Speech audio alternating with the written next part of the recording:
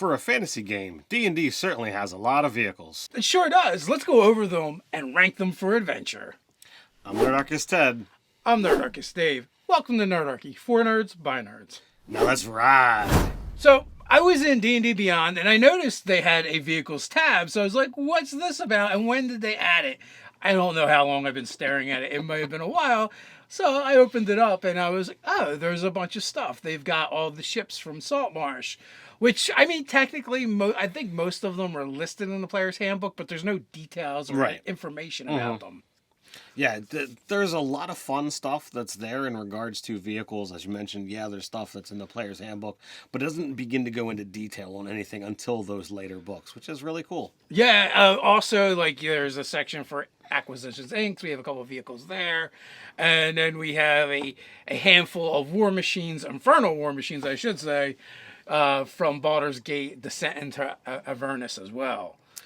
But it got us to thinking, like, well, what else is out there? You know, what else kind of qualifies as a vehicle? So we looked into the magic items section as well. So what we came up with is there's approximately 24 different vehicles or magic items that are like vehicles spread across about 7 books. So we're going to go ahead and discuss those vehicles, you know, some with a little bit more, length and detail, and how you can use them in your game. And for your convenience, maybe you're not using D&D Beyond and you prefer the Dead Tree version of things. Well, I'm going to put some links down below for Amazon. It's an affiliate link. And whenever you use those links to make purchases, it helps the channel. We get a small commission for it. And you can get the books that you want at a better price. So you can find that down below in the description. So in the player's handbook, there are 5 land-based vehicles, and as we stated, that none of these actually have any stats or any real detail on. But you've got your cart, you've got your wagon, and last but certainly not least, you've got a chariot. Now these things only have a price listed for buying. For most of them, I would assume that it's just going to use the speed of whatever is pulling it. Yeah, it also has a weight, so a price and a weight. So whatever you can extrapolate from that, don't know how useful it's going to be. Next up, we're going to go into the Dungeon Master's Guide, and there are 4 different things that I found there that can kind of be considered vehicle or vehicle-like. So those 4 items are an apparatus of Kawash, a broom of flying, a flying carpet, and a folding boat. All of which, they can serve the function as a vehicle. Now, with several of them, you're only going to get 1 or 2 people on them. So depending on how you want to use them in your game, they won't be as useful. But those ones are going to cover your, air, land, and, sea vehicles all at the same time. So, pretty useful to run the whole gamut. So Ghost of Salt Marsh has 6 water vehicles in it. These things are listed in the player's handbook, but it's the same detail as what we described earlier. Now they're full-on maps with, NPCs and potential crew listed with them. So there's definitely some cool options there. So you have your galley, your keelboat, and your longship. You also have a rowboat, a sailing ship, and a warship. Like Ted said, they're complete with maps. They have all the NPCs that would be crewing it and lets you kind of know. So I feel like this is great if your adventurers end up in a port city and they want to go check out a ship and you weren't planning on this.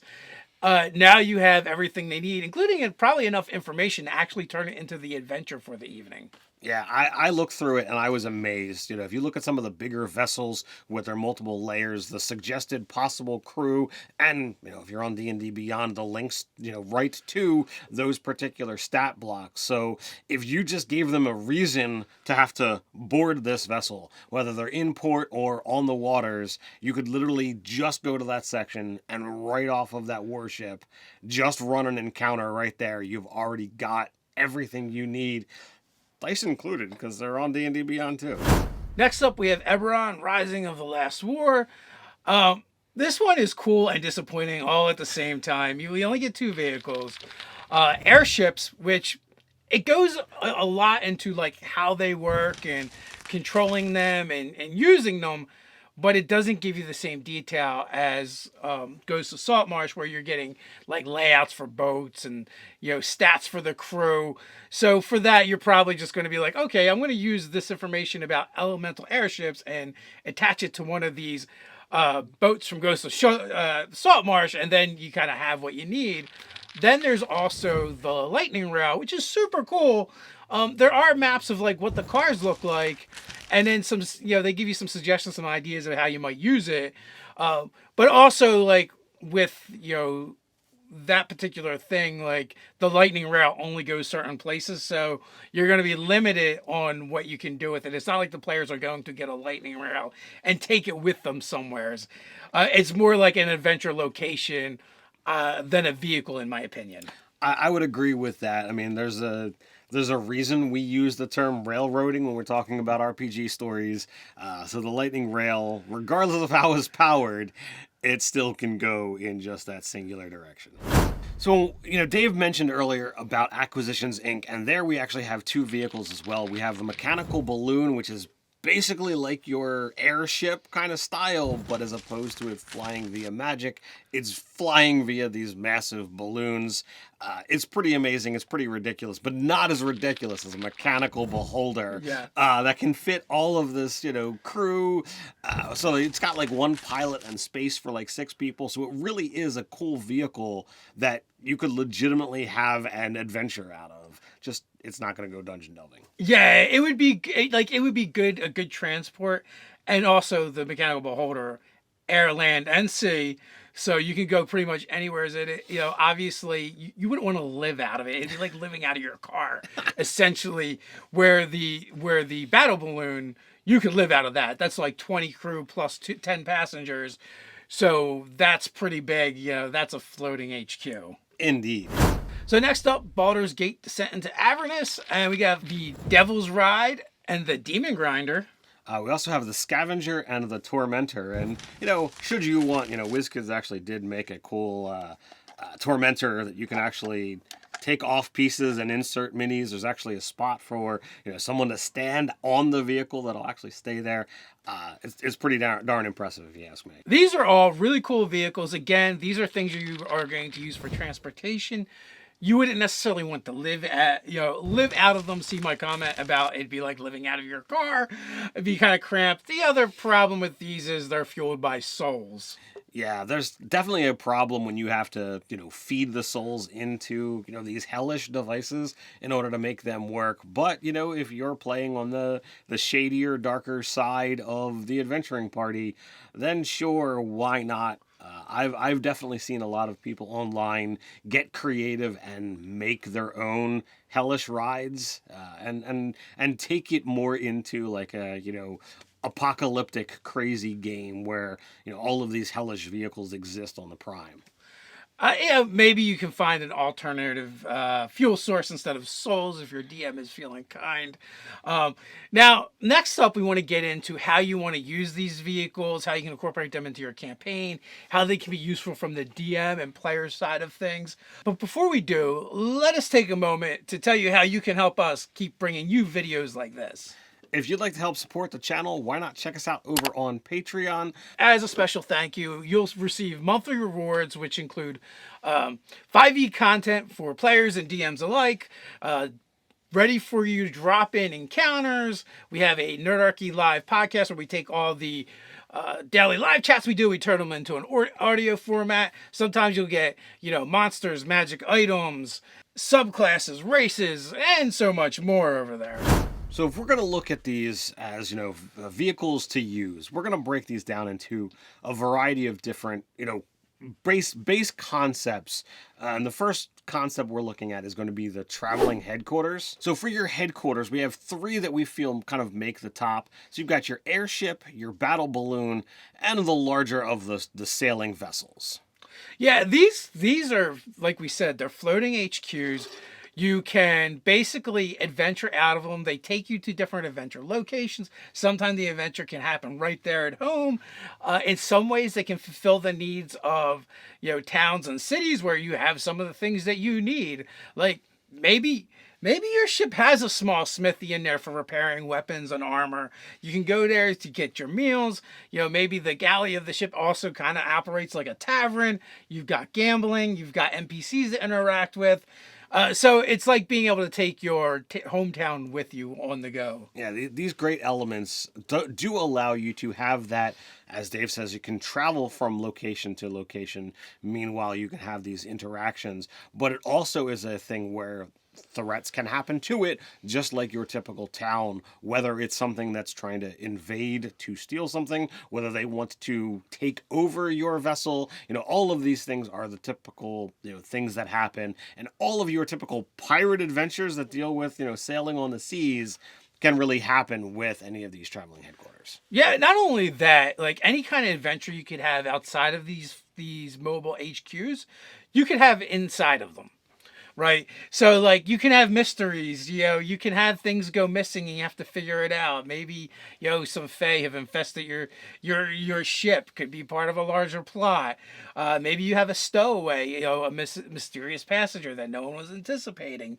So, it is also a great place just to springboard into the next adventure. And there's plenty of, shows, movies, whatnot, that are out there that can kind of build on these kind of things, but it also gives you something that the players can kind of consider as their home. And I look at Serenity and Firefly, where the vessel itself wound up having its own personality, and life that everybody kind of loves and attaches themselves to. And if you can kind of build that into your D&D game through one of these traveling headquarters, then I think you've nailed it. So next up, we have a category I'm going to just refer to as part of a gang. So you have, flying brooms, flying carpets, and devil's rides. These are all smaller vehicles where they only hold one or two people. I mean, a carpet can be a bit larger, but, in this instance, you could have everyone has their own vehicle, essentially. And, from this, we kind of get like the motorcycle gang, but instead of motorcycles, they're on brooms. Or if you're using the Devil's Ride, you literally are a motorcycle gang. So the thing that I like most about this is it could be a common thing in your world. We mentioned earlier about, the concept of perhaps some of the demonic vehicles don't necessarily need souls. If your GM wants to kind of rework things, as typically happens, this could be something that they're out there. Perhaps you've taken it a little bit further into the future, in a more modern-esque style. So these kind of vehicles do exist, and they're powered by magic. Playing games in Spelljammer, like those vehicles tend to get fueled by spell slots, or at least that's how I've seen it in the games I've watched.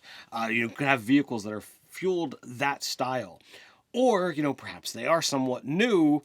And the concept of these motorcycle gangs is something where someone developed them, and this thing is the hassle. This is what the players have to deal with. Once that adventure is over, you've dealt with the threat. Now the players look at these vehicles and say, well, what do we do with them? Do we keep them? Do we break them? Do we sell them? So you've got the aspect of finding this new type of adventure, and then do they adopt it as their own? Yeah, and not only that, like this mode of vehicle and adventure can be combined with the HQ style. These will easily fit in any of those other HQs, the sailing ships, the airships, the battle balloon. You totally have these on board, right? Essentially you got the battle balloon and something's going on, and the whole party drops out of the battle balloon on their flying brooms.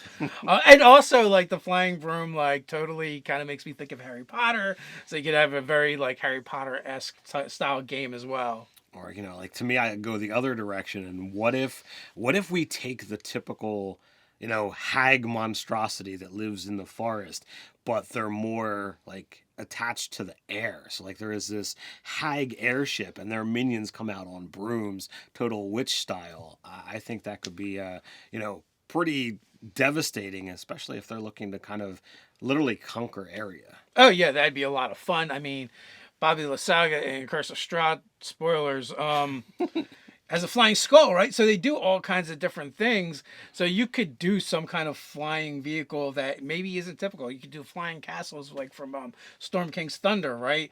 And then like you're approaching the castle, right? And then all of a sudden, all these figures on these brooms start dropping out, and you're in these aerial dogfights with it. So yeah, there's a lot of ways to have some fun with that. All right, so our next up, our category is going to be the ride. So this is the situation where you're not going to typically adventure within the vehicle, and the vehicle's not going to be able to go into a lot of places that you're looking to explore. So for this one, we've got two options. We've got the Tormentor, aforementioned, awesome ride. We've also got the Mechanical Beholder, which there was one in the actual Acquisitions Inc. I looked it up, and I'm certain that there's people out there who have tried to replicate as well with the home crafting. So these are fun things that they have, and the ability to, carry a number of people. But it's kind of like adventuring out of your car. You're not taking this into the dungeon. There's not enough space to really incorporate lots of NPCs, extra rooms, and extra things. But you can travel around in style. Yeah, fun fact. Ted's like, Mechanical Beholder doesn't count. I can't have that many. I'm like, well, Ted, there is a many. To be honest with you, the very first episode, I think, of Acquisitions Inc. I ever saw, that was when Chris Perkins revealed the Mechanical Beholder for the crew to use, for the Adventure Party to use. So, in this case, these vehicles, like Ted said, you're gonna be using them to get to and from, but occasionally you may have some instances where you'll be able to do some vehicle-on-vehicle combat, or your players will come up with a cool way to use it. So it'd be fun and interesting. It just doesn't have quite the versatility as some of the other vehicles. So all in all, a lot of things that vehicles are able to do.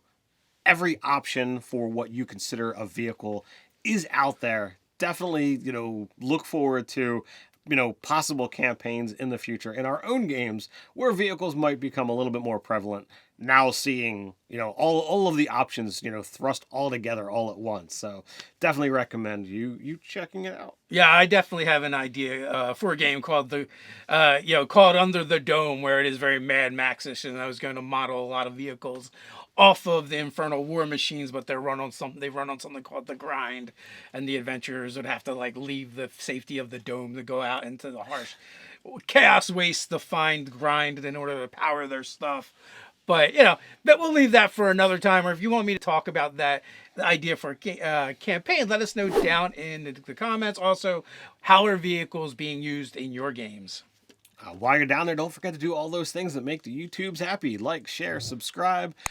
Even go ahead and click on that notification bell so you don't miss a single video. And just a quick reminder, every Monday, Wednesday, and Friday, we drop new videos here on the channel, so come on back. But if you can't wait till then, up here you can find a link to one of the other videos that we did about Infernal War Machines, Rides from Hell. Go check it out. So until next time, stay nerdy.